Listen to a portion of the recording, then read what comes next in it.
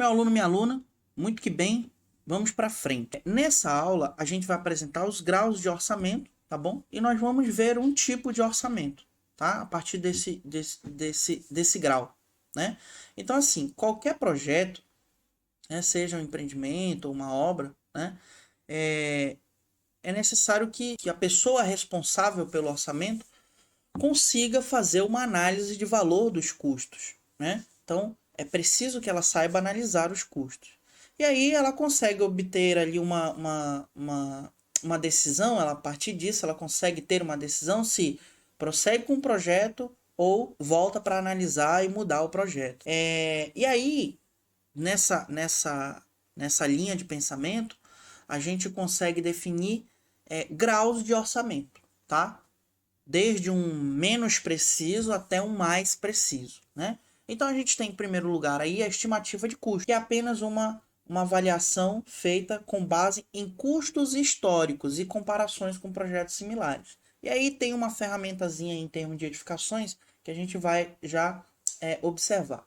Bom, a estimativa de custo ela transmite uma ideia aproximada, né, da despesa, né, não exata, tá? Ela é distante, ela tem uma distância do valor real da obra, certo? E a gente consegue diminuir essa distância já com o próximo grau de orçamento, que é o orçamento preliminar. Então, o orçamento preliminar ele já é mais detalhado que a estimativa de custo. E aí a gente faz lá no orçamento preliminar o levantamento de quantidade de alguns serviços que geram mais impacto na obra. Por exemplo, a primeira que gera mais impacto na obra é a estrutura de concreto, né?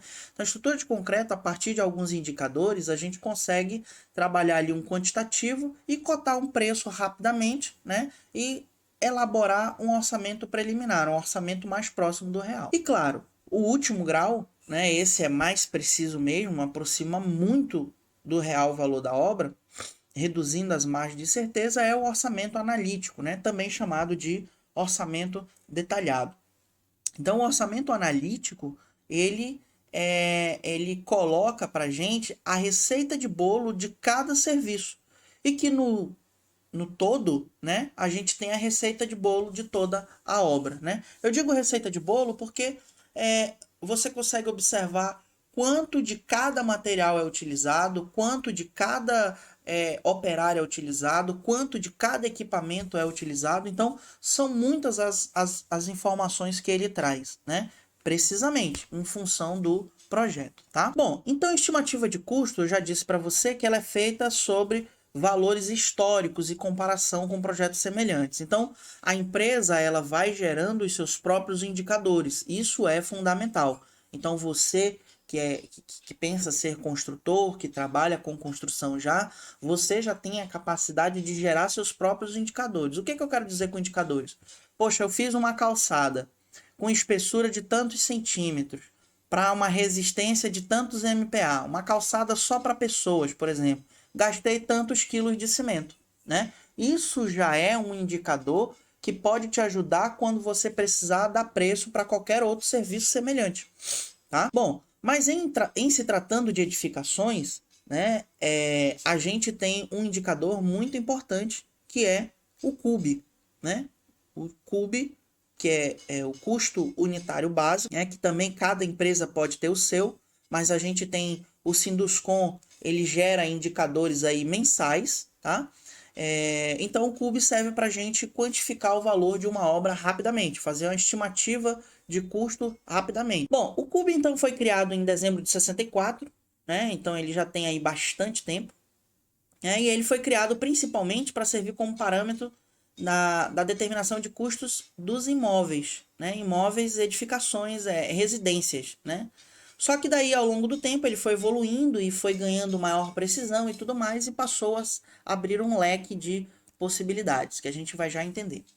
Bom, a norma que apresenta a metodologia do CUB, como se utiliza o CUB e todas as outras informações importantes sobre o CUB, é a NBR 12.721 de 2006, né? E a primeira coisa que ela traz para a gente é o conceito fundamental por trás do CUB. Então, CUB é custo por metro quadrado de construção do projeto padrão considerado, e aí aqui projeto padrão, entenda que vão surgir vários projetos típicos. Então, para residência unifamiliar tem um projeto, para edificação multifamiliar tem outro projeto, para shopping tem um projeto, para lojas tem outro projeto, né? Calculado de acordo com uma metodologia, e aí é uma metodologia específica do próprio CUB, e que serve de base para a avaliação de parte dos custos da construção. Sim, parte dos custos. Por quê? Porque o CUB ele não engloba o valor total da obra, ele é um custo parcial. Afinal de contas, ele é estimativo. Então, na formação do CUB, a gente não considera, né, por exemplo, o valor do metro quadrado, né, a gente não considera as fundações, submuramentos que precisar, paredes de diafragma, tirantes, rebaixamento de lençol freático, elevadores, equipamentos e instalações, por exemplo, ar-condicionado, né, essas coisas, obras e serviços complementares, urbanização e recreação, ajardinamento, instalações e regulação e regulamentação dos condomínios, por exemplo, né? Então, tem um leque de situações aqui que geram valores na obra que o CUB não cobre, né? Mas mesmo assim ele é um indicador muito importante, bastante utilizado na construção, tá?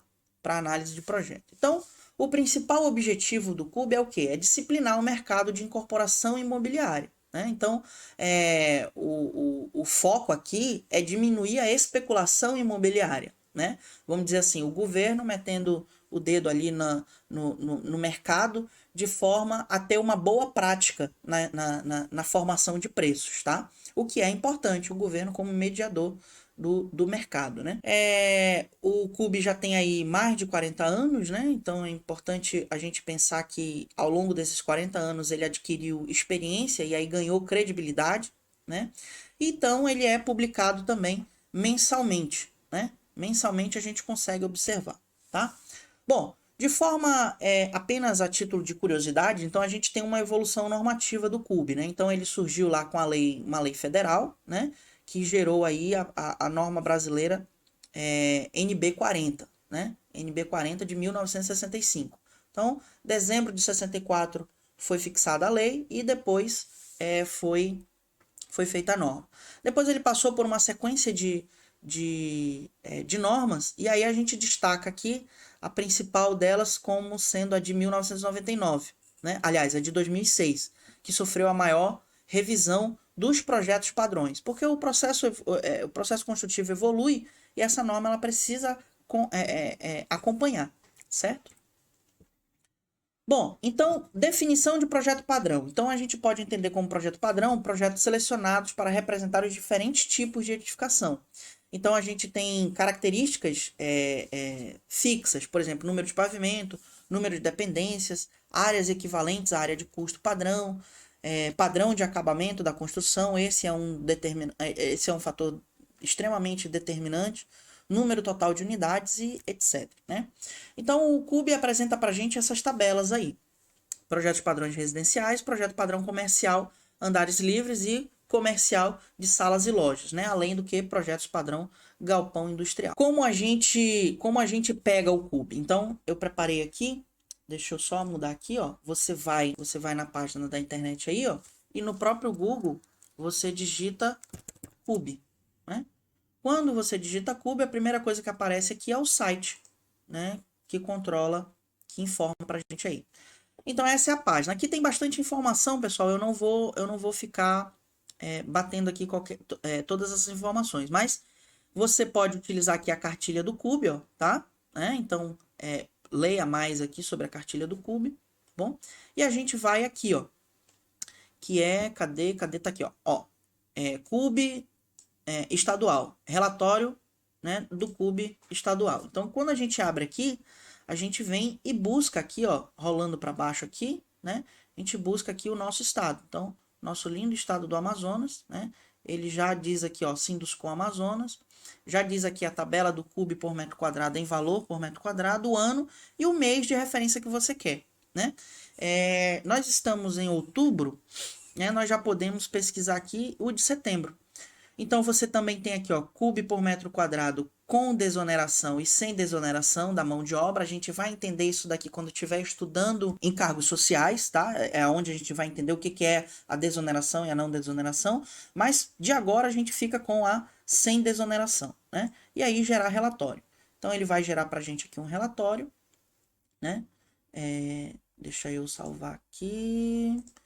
Ele gera um relatório para a gente e a gente pode abrir aqui. Esse aqui é o relatório que a gente tem, tá? Então, mostrando para você aí em tempo real, né? Então, todas aquela tabela lá que a gente acabou de ver estão aqui. E esse é o valor por metro quadrado, tá? Então, por exemplo, residência padrão baixo de um pavimento. Quantos reais custa um metro quadrado? Então, 1.600 metros quadrados. R$ 1.600, desculpa, R$ 1.603,36 o metro quadrado dessa edificação, tá?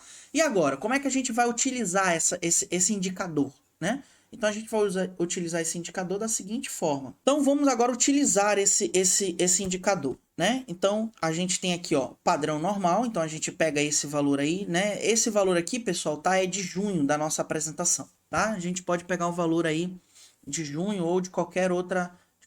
Mas o exemplo aqui eu vou fazer com o de junho, que é o que está na nossa apresentação. Então, a gente vai ter a área construída da edificação, ó, né? Então, em cima da área construída da edificação, a gente joga o valor de valor por metro quadrado. Então, olha só. Como padrão normal de construção, padrão de acabamento normal, né? Uma residência de um pavimento custa aí R$ 1.690,71 em junho de 2020, tá? Tomando aí como referência junho de 2020, certo? Nossa edificação tem 145 metros quadrados. Qual é o valor da nossa obra, né? O valor estimativo da nossa obra. Então a gente faz assim, ó, simples. Custo total vai ser a área construída total, que é os 145 metros quadrados, né? Vezes o valor por metro quadrado. Então, um metro quadrado desses 145 custa R$ 1.690,71. Quanto custa os 145 metros quadrados? Então, se eu multiplicar um pelo outro, eu encontro o valor de R$ 284.302,95. Esse é um valor base para a construção, tá? Pode ser que ele seja um pouco maior e pode ser que ele seja um pouco menor, mas essa é uma estimativa de custo, tá?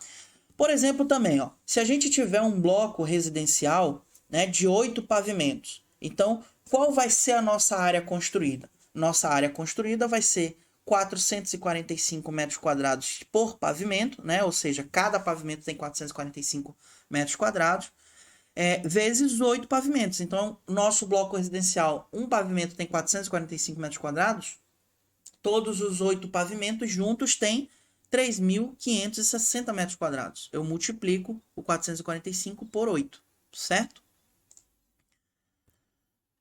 Depois disso, eu pego a nossa referência de preço, ó, né? Partindo lá daquela mesma referência de preço, deixa eu só voltar aqui, a gente tem que olhar para o outro valor, ó. Então, se a gente pegou uma residência de um pavimento, agora a gente vai pegar a residência de 8 pavimentos, porque é um bloco de 8 pavimentos. Então, quantos reais custa o metro quadrado de um bloco de 8 pavimentos? R$ 1.379,16, né? E a gente traz esse valor para cá. Então, nossa área edificada é de 3.560 metros quadrados, né? A área total construída, certo? E a gente tem o valor por metro quadrado de R$ 1.379,16. Então, como é que eu faço o valor da nossa obra? Multiplico a área construída pelo valor do CUB, né? Então, eu tenho para esse prédio aí R$ 4.909.809,60. Então, pessoal, esse é uma estimativa. É assim que a gente faz a estimativa de uma construção, de uma edificação, tá? Utilizando o CUB. Bom, pessoal, então vou ficar por aqui neste vídeo. Aguarde os próximos, tá? Porque a gente vai continuar aqui no nosso conteúdo, tá certo? Obrigado, até daqui a pouco.